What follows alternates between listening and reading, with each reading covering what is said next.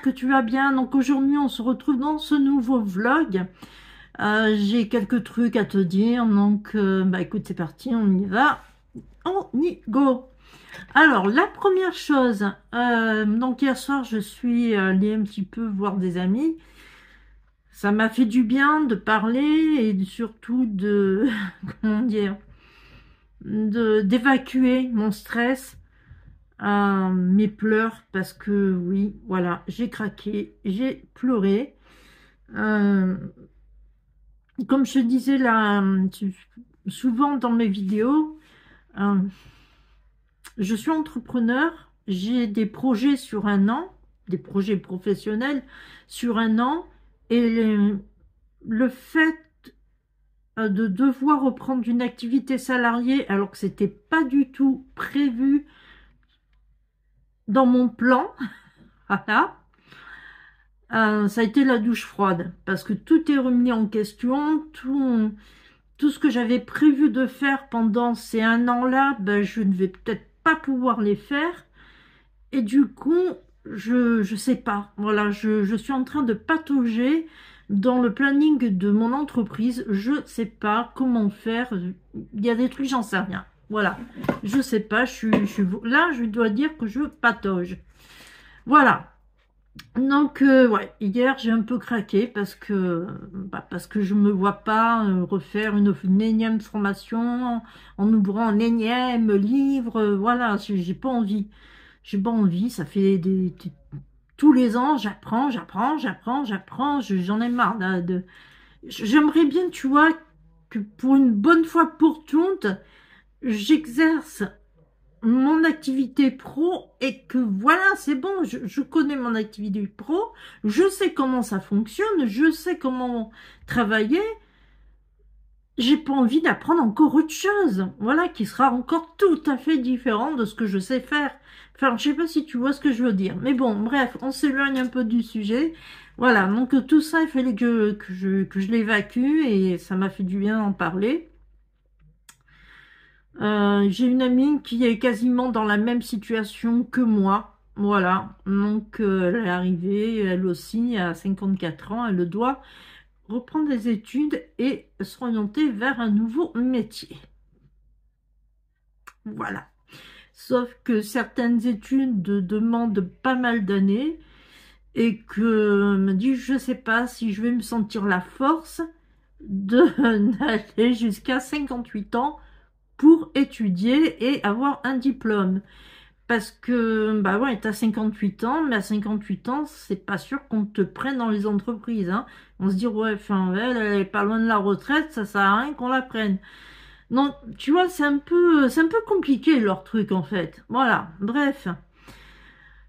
Et bah sinon voilà, j'ai passé une bonne soirée. Ensuite, j'ai continué un petit peu à chercher tout ce qui est de métier travel planner. Alors tu vois par exemple, c'était où. Donc sur un blog que j'ai trouvé, ça s'appelait Salomon, non Salomon Voyage. Voilà, donc ils avaient fait un article, découvrir le métier de travel planner. Faut-il s'immatriculer auprès d'Atout France pour être travel planner? Et là, badaboum, il dit, bah je vais pas y aller par quatre chemins, oui, il faut le faire. Ah, d'accord. Mais voilà, le problème c'est que si tu dis, mais on me l'a jamais dit, on ne fait pas de réservation, on n'en a pas besoin. Bah c'est ce qu'il pensait lui aussi, mais en fait, ou elle aussi, je sais pas, mais en fait, ça c'était avant d'être harcelé par des agences de voyage et d'avoir payé des avocats une fortune pour qu'ils me disent, madame, vous devez vous immatriculer votre société auprès d'Atout France.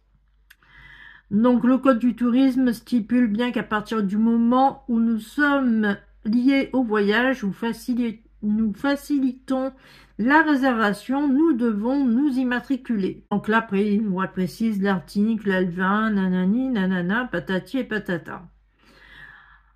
Donc, je dis, ah ouais, mais alors attends, là, il y a un problème parce que ça y est, ça repatauge, tu vois. Ça repatauge encore une fois. Donc c'était un peu flou la dernière fois. C'était, comme je t'ai dit, c'est une histoire de fou. Mais alors là, on repatauge encore. Et je suis revenue sur un autre blog avec qui c'est une travel planner hein, qui fait des formations, avec qui j'avais déjà un petit peu discuté.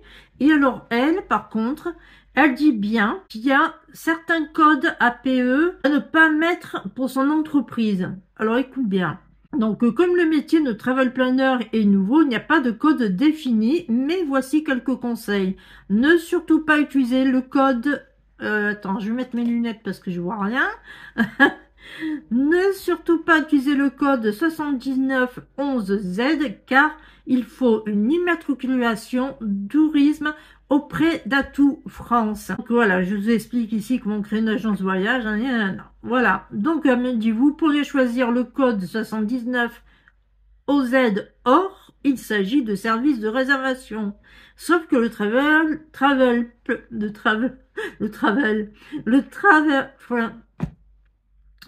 planner n'a pas le droit de réserver, que ce soit pour ses clients. Pour ça, il faut créer une agence de voyage. Donc l'idéal est donc de choisir un code qui est adapté à ce que vous proposez du conseil en organisation de voyage. Et parmi le conseil en organisation de voyage, alors là, je suis allée sur la fiche métier consultant en organisation. Alors je sais, normalement c'est pour les entreprises, mais le consultant en organisation peut aussi avoir le nom de assistant en organisation. Voilà. Et donc là, on peut dire, je suis ton assistant d'organisation de voyage. Tu vois, donc là déjà, ça colle mieux. Et oui, alors donc en fait après il va falloir chercher justement dans le comment dire sur l'URSSAF quel est le truc le plus adéquat avec ce truc-là. À mon avis, c'est consultant. Je pense que consultant, c'est ce qu'il y a de plus approprié par rapport à Travel Planner. Voilà, puisque comme je te dis, consultant organisation, peut être aussi appelé assistant en organisation. Donc je pense que c'est vraiment ce mot-là qu'il va falloir rechercher sur le truc de l'URSSAF. Donc bref, d'où le fait qu'il faut pas se planter, quoi. Parce que sinon, tu peux avoir des problèmes avec les agences de voyage et leurs avocats. C'est compliqué. Donc voilà, ça c'est les dernières infos. À voir, parce que comme là tu peux le constater, ça devient vraiment compliqué. Et voilà, donc je sais pas. Je sais pas. C'est ouais, ça devient vraiment très compliqué l'histoire. Donc à voir. Pour l'instant, je vais essayer de creuser encore à droite, à gauche, voir un peu.